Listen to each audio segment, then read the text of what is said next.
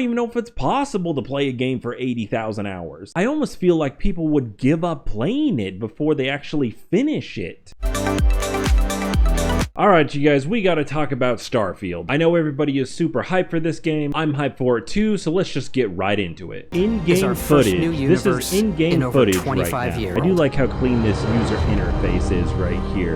You've got your health bar, you've got your sensor over here on the left-hand side. I can definitely see how they tried to not put too much on the screen for this game. That isn't just a backdrop. That moon is actually there orbiting the planet. Yes, you can visit it too. This planet is not just a picture. So this actually makes me wonder, is there anywhere in Starfield that you actually cannot go? How much of this is actual background? And how much of this actually exists? Do these stars way far here in the background actually exist? Our next generation lighting model uses real-time global illumination. We also have an all-new animation system. So this may seem like an obvious statement, but Starfield has actually been built from the ground up. He just said an all-new animation system. The world adapts and moves around you. An all-new lighting system, and we're gonna see here in a little bit the massively expansive things that they've added to this game. But you do explore differently in this game, given its scale. So all of this right here absolutely makes me think of No Man's Sky. An area you've landed in. That's not necessarily a bad thing. You can collect resources. But especially this right up here, for No Man's Sky, for me personally, got on my nerves with gathering resources. And I felt like in No Man's Sky, it was way too tedious because you had to gather all these resources to make any sort of progress in the game. I'm curious to see what type of requirement there is for actually gathering all these resources. So a little bit of your combat here looks like it's pretty standard. I've noticed that your jump in this case is actually higher because of the gravity. That right there, that jetpack, that personally for me will be a big deal. So there was actually a mod in Fallout 4 that actually gave you a jetpack in the game, and that was a mod that I actually used all the time because it didn't break the game and it was super convenient for getting around places you needed to go. So I personally will be using this jetpack. We do love stuff and all of the items allowing you to pick everything up. I do like how he says that they love stuff because I love stuff. When it comes to any of the Fallouts or Skyrim or the Outer Worlds or any style of game like this, I am a scavenger. I go through everything and see what the heck they have. Hey, if you guys like these videos and you find them helpful, consider hitting that little subscribe button down there. It really does help out the channel. You can walk back or fast travel to your ship. Fast travel will absolutely have companions and crew you can take with you. I left Vasco here back at my ship. Your companions. Welcome back, Captain Howard. And he can even say your name. I wonder to what extent your name will actually be used in this game. That may seem like a little tiny small detail that a lot of people just kind of won't even care about, but those are the little tiny things that really immerse people. I personally think that that is super cool, and I wonder what the limitations are as far as like how many different names you can actually choose, because if you're able to actually type in any old name and the game can translate it into a captain title, that will be pretty impressive. And this is totally different than just choosing a name and inserting it into text, but for the NPC world as a whole, to be able to say a unique name that you have put in, that is a pretty big deal. It has a slightly retro and analog touch, a bit of lo-fi rather than sci-fi, where everything is well used, worn, and lived in. I personally appreciate how they've made this game so realistic. Like he said, everything is down to earth as though it could be possible right now in our day and age. And that's important for really immersing into the game. Sometimes when a sci-fi game gets promoted, it's far and outlandish, and that's totally fine. You know that you're getting into a game that's going to have some really far off future tech, and that's okay because it's that style of game. This is your star map. You can choose a landing spot or fast travel to known locations. That is really nice. Fast traveling to known locations. Obviously the game is big. They've got 1, 2, 3, 4, 5, 6 rings right here. It looks like it's either planets or moons. But just in this small example, there are 6 planets and 14 moons. So in this one system, you have 20 different places you can go to. Now obviously not all of these are going to be heavily populated with big cities, but they're all going to serve a purpose one way or another, whether it be resources or going on missions or just even going out there to explore. Zoom out even further to see all the systems in this part of the galaxy. You will need to upgrade your ship and skills if you want to jump to the most distant ones. So we just talked about looking at a few of the systems that were all around in that kind of general area. You're going to have to upgrade your grav drive so you can get even further out away. So in one system with 6 planets, you have 6 entire globes to explore. As soon as you land in a city like New Atlantis, your eyes are guided upwards to just these boundless, vast buildings.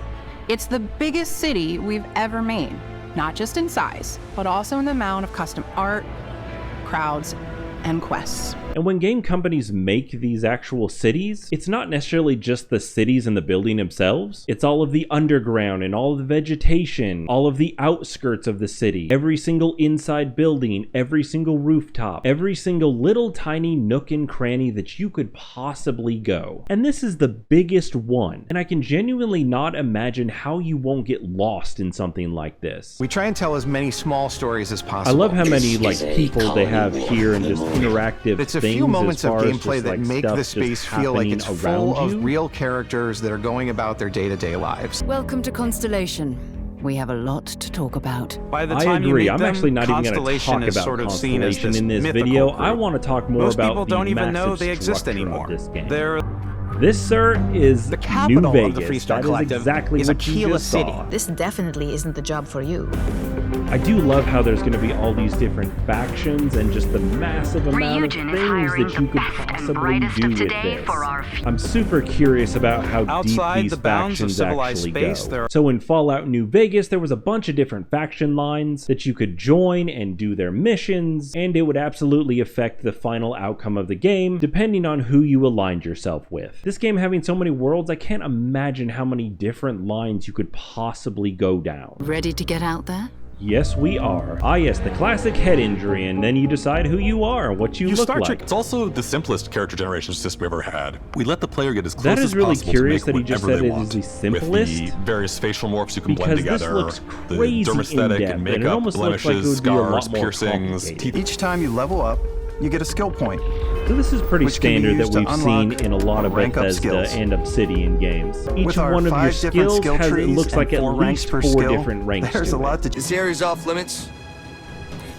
Fine. So that right there, I noticed that there was no voice. I didn't notice it anywhere else where they have an actual speech, but your character didn't actually talk right there. It was a list of choices. And in my mind, this is a step backwards from Fallout 4. Now, this could have just been an example, and maybe your character actually does talk. They just talk in a limited capacity, maybe with like crew interactions. But I personally think one of the biggest improvements for the Fallout series was in Fallout 4 in your character actually spoke. Now, I get that that is very difficult to program, especially in a game of this magnitude, how many different possible lines of dialogue you could even put into this. You'll be navigating asteroid fields, having chance meetings with interesting strangers, dogfighting in space. So what we were talking about previously is just on world. And I know I sound like a broken MP3, but it's just so true. Now that we finally left the world, we're gonna have to worry about asteroid fields, random encounters, dogfighting with kind of anybody who's out there. And this is a single player game, so it's not like an MMO where you're gonna be running into other players. This is gonna be all generated in the game. So I feel like before the game was this big,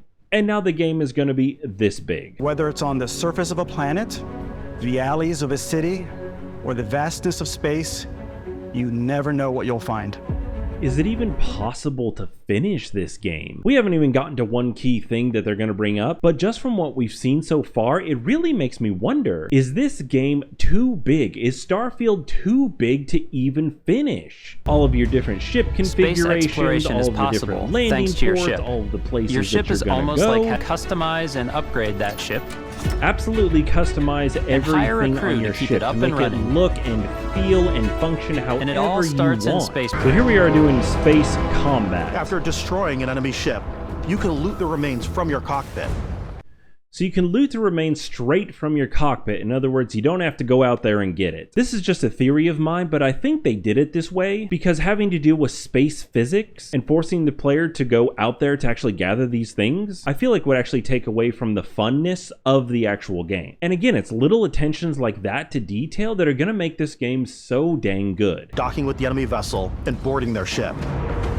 So right there, you can actually go ahead and dock with any enemy ship and do a one-on-one engaged fight with them. So let's go with a low number and say there's 2 ships for every world that you could possibly board. Bethesda just created, in addition to this massive galaxy, at least 2,000 other interactions and sub-worlds that you can occupy. Once you've taken control of an enemy ship, it's yours. It's yours. You literally just gained another ship by taking control of this ship. And he's going to go on to say that you can sell it or scrap it or add it to your fleet. So you get the ship, you get all the goods that were on it, you get any weapons that were on it from the actual pirates, any weapons upgrades, grav drive upgrades, and all the other pieces that would go into a ship. A civilian in my star yard.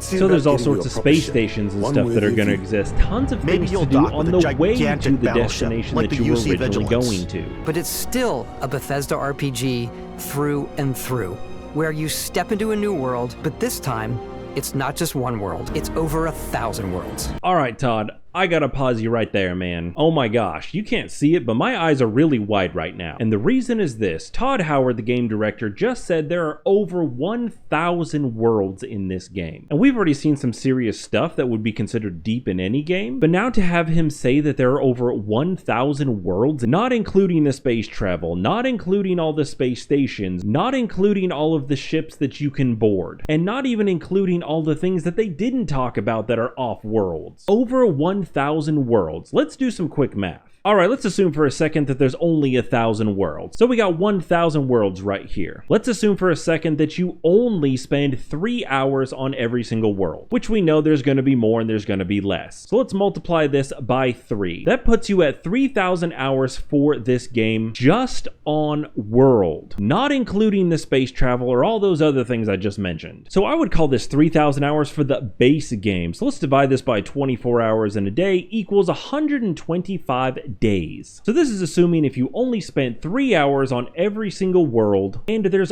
only 1,000 worlds, which you know there's more of, this game, playing consistently straight without stopping, would take you 125 days. So I pose the question again, is Starfield too big? Is it even possible to complete this game? I almost feel like people would give up playing it before they actually finish it. Now I'm sure there's a main quest and you don't have to do all these side things, but 3,000 hours? So if we hop over here to our Xbox program on our PC, we've got Fallout 4 right here. You can scroll down and it'll actually show you how long to beat. And you can actually look this up for most games right here on the Xbox app. And these hours are based on how long to beat the website. And these are all in general. So we can see right over here, the main storyline for Fallout 4 is 26 hours. Main plus extra 80, 158 for completionists, and all styles in general about 80 hours is what you would spend about 80 hours beating Fallout 4. All right, now here we're looking at Skyrim, and these hours are 25 for the main story, 115 for main plus extra, 207 for the completionist, and 117 in general for the normal play styles. The kicker on these is that they are one world. Now, I'm not saying that Starfield is 1,000 of these, but it's got over 1,000 different places that you can go. But we're just looking at general time right here. So back to our calculator, let's say 80 hours. Let's multiply this by 1,000, again, not counting any type of space battle stuff. You are looking at 80,000 hours. I don't even know if it's possible to play a game for 80,000 hours. So let's divide this one by 24 hours in a day, 3,333 days to beat Starfield. So let's round this off to 3,333. We'll divide this by 365 days in the year. 9 years. Just over 9 years to absolutely complete beating Starfield. 9 years ago was 2014. So as a time example, if Starfield was a day one release for the Xbox One, you could have started playing that game on release day and just barely finished it now. And again, this is non-stop. This is if you could stay awake for 9 years straight. No sleep, no work, no doing anything else. That's how long it's going to take you to beat Starfield. Don't get me wrong in all of this. I am super excited for Starfield. I will be playing this day one, and this is going to be a very good game. So much so that I would even wager that it's going to be worth buying an Xbox Series S just to play this game. And that is a point that I'm going to tackle in the next video.